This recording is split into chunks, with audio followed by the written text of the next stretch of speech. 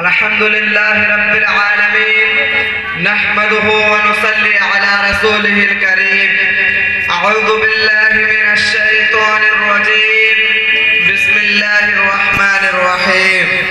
حاميم والكتاب المبين إنا أنزلناه في ليلة مباركة إنا كنا منذرين فيها يفرق كل أمر حكيم امرا من عندنا انا كنا مرسلین. محترم بزرگ اور دینی بھائیو السلام علیکم. آپ کے سامنے قرآن پاک کی چند آیت کی تلاوت کی گئی جس میں اللہ رب العزت کتاب مبین یعنی قرآن کی قسم کھا کر فرما رہے ہیں کہ ہم نے اس کو برکت والی رات میں اتارا ہے.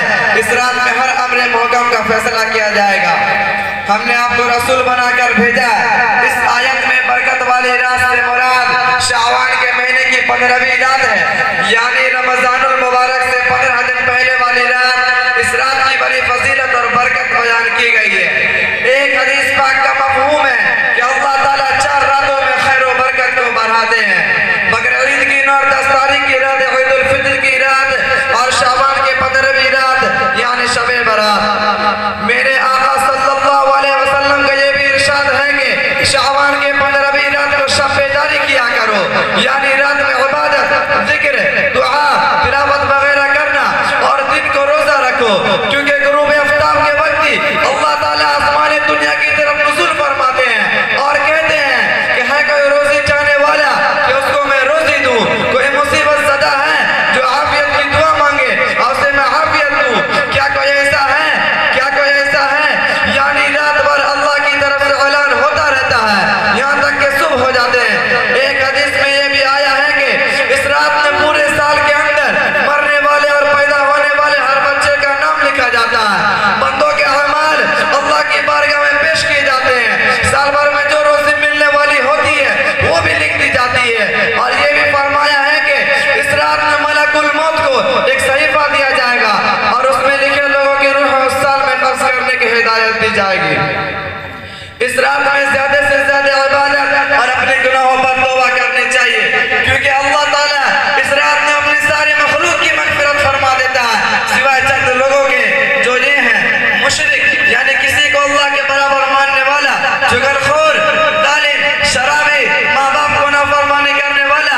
البتہ اگر کوئی ان سے سچے دل سے توبہ کر لے تو اللہ کے شان رحیمی سے امید ہے کہ ان لوگوں کی بھی مغفرت فرما دیں گے.